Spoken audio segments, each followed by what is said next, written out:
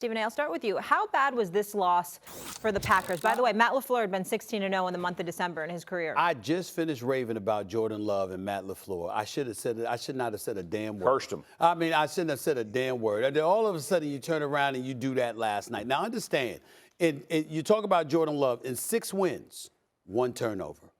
In his 7 losses, Shannon, 11 turnovers. Yeah.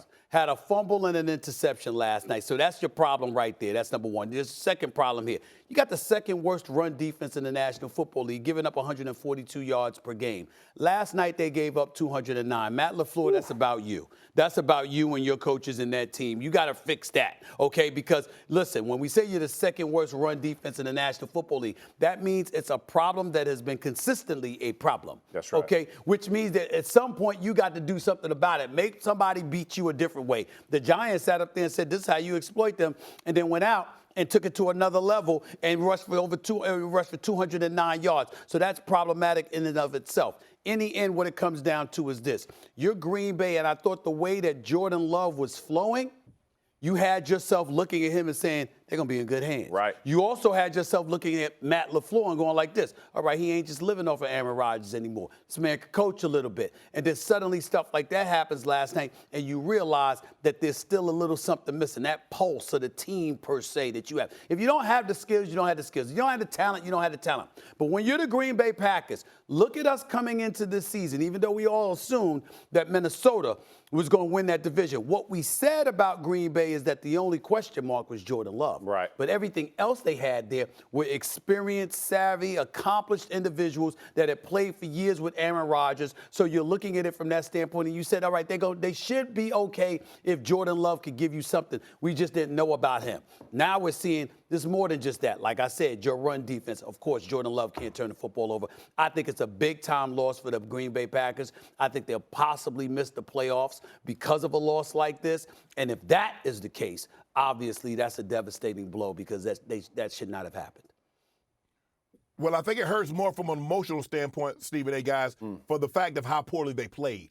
You know, they gave up explosive plays in the past game. They turned the ball over on offense. They turned the ball over on on special teams. And they allowed explosive plays both offensively in the run and the pass by the Giants. Tommy DeVito was very decisive. If it wasn't there, he took off running. And he wasn't looking to slide Saturday. He was looking to get first downs. He was looking to get the ball into the end zone. And he was very decisive on where he wanted to go with the football. And the Packers, remember, I keep saying this, you lose ball games by kicking field goals once you get into the red zone. How many times did we see the Packers get into the red zone and they have to settle for field goals? We watched the Giants get into the red zone. They scored touchdown. That was an outstanding throw by Tommy DeVito right there. But you're right. I just think the thing is right now is that Jordan Love is a young football player, and he's making entirely too many mistakes. And there's a direct correlation tied to when he plays well, he's protecting the football. They're not a good enough team to overcome his mistakes just yet. And so he's going to have to do a better job of taking care of the football.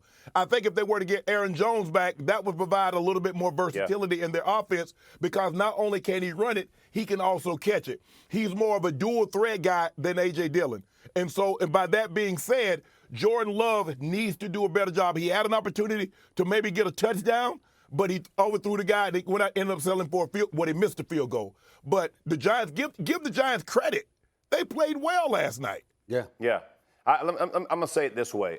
Like the Packers, for me, they are about on schedule, right? This is the youngest team in the NFL, right? They have the youngest offense by a mile. Like none of their receivers, tight ends, have played more than 2 years, right? So now you bring in a guy who's been in the league, but he hasn't played, being in Jordan Love, and he shows up. Here is the issue for Jordan Love. What showed up last night was inaccurate throws.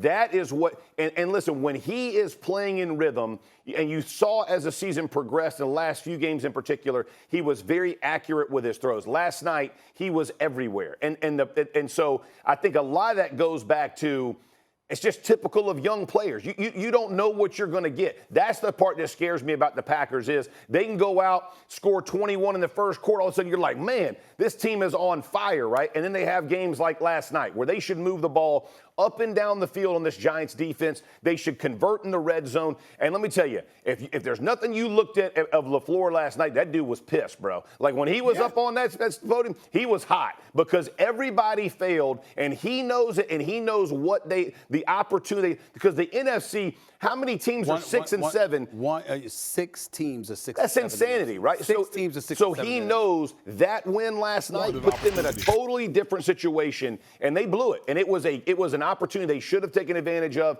and they failed, and those things hurt.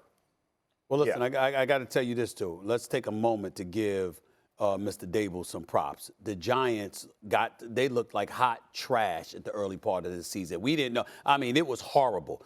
Look at them right now. And then let me give this praise to DeVito. Right?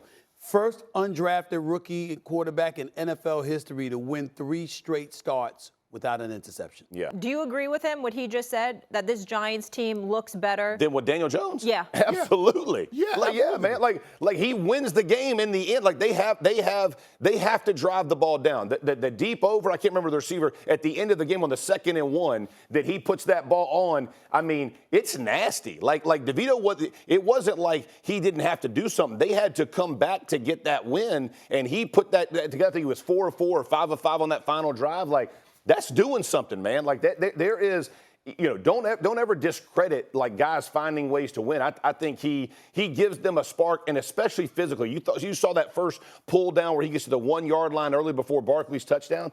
That's a freaking tough run, man. Like people are buying in, right? And that's what you're looking for in a locker room. Go ahead, Shannon. I'm not so sure it wouldn't be a bad idea, even when Daniel Jones come back next year.